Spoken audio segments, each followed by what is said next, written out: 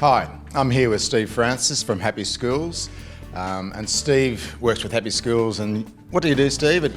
We're aiming to boost staff morale and reduce teacher stress, because it's pretty stressful out in schools at the moment, Mike. Look, it is. And Steve comes from a principal background and worked in international school and other schools around Australia.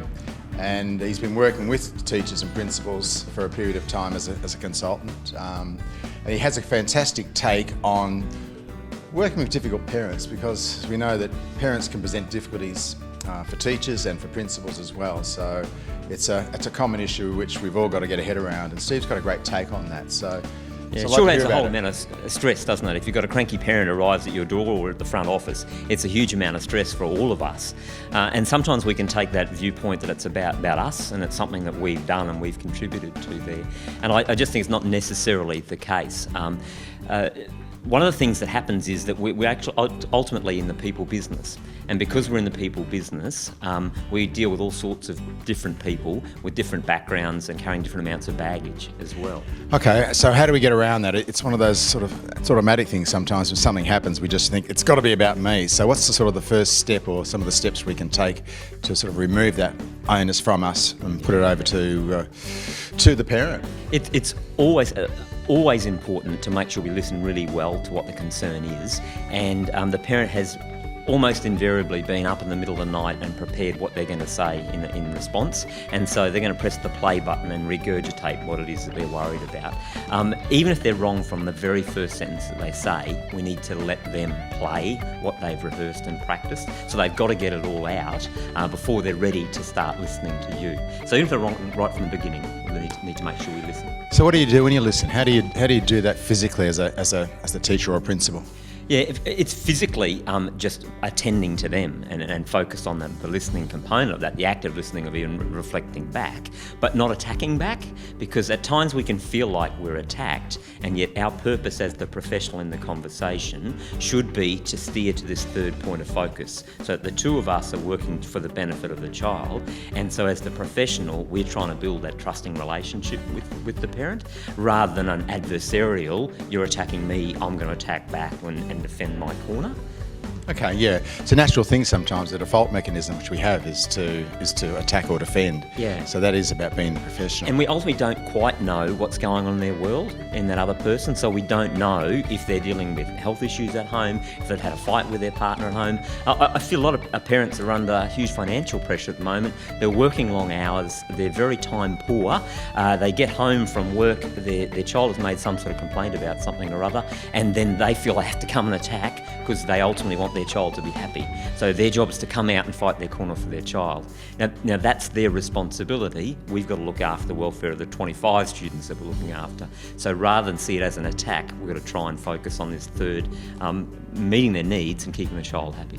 In saying that, we don't have to take unacceptable behaviour or any threats of violence or aggressive behaviour. We need to focus on how can we work together, and if you can come and settle down and work with me, we both want the same thing. We want the best possible education and outcomes for your child. Okay, so we've established that, and the parents vented at you, and you've said, well, right, it's not about me, it's about them, and we sort of, the tape's played its way out, so to speak. How do we take the process from there? How do we take the whole interview from there? Yeah, I like Stephen Covey's book, Speed of Trust. It talks about 13 behaviours that build trust. Okay. And the first one of those is to listen first. So we've done that. And then depending on what the situation is with the parent, it might be talk straight with them. It might be to create transparency, because there might be, shock of all shocks, they might not have heard the other side of the story. So we create some transparency for them about what actually happened at school the previous day, or about the incident that was the case. Another strategy that Covey suggests there is right wrongs, and sometimes it has been our fault, sometimes we've made a mistake, but if we become Teflon coated and try and flick all the blame to other people, that doesn't build a trusting relationship with the parent. If we have made a mistake, if it was our responsibility and we stuffed up, then we ultimately need to take responsibility for that, commit to improving, and make a plan with the parents about how we're going to amend the situation. If, however, it is a create transparency situation, they haven't heard the other side of the story or what we've already done, then we calmly communicate that. But then taking the focus back to moving forward, how do we build the trust relationship with parents? Because ultimately, it's our responsibility as the professionals to build a trusting relationship for the benefit of their son or daughter. Okay, fantastic. I think you just about covered everything there. That's a great take on the whole notion of dealing with challenging parents, that we often see it from our own viewpoint, and being able to step back a little bit, be almost in a third person, makes a huge difference, because it takes the sort of stress off you and the pressure off you to a large degree, and it makes you sit back and think what might be going on in this person's world. And it's very much that, I think, the basis of having a professional relationship is not taking it personally, but being within your position, so to speak. So can you just run us by that as the processes again? It's 1, 2, 3.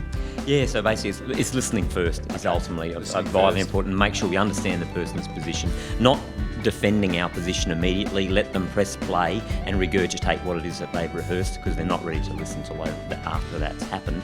And then depending on what it is that they're concerned about, it may be righting wrongs if we've made a mistake. It may be creating transparency if there's other information that they're not aware of. And then ultimately it's making a plan of how we work together for the benefit of their son or daughter. Steve Francis from Happy Schools, thanks very much. That's been fantastic. Thanks, Michael.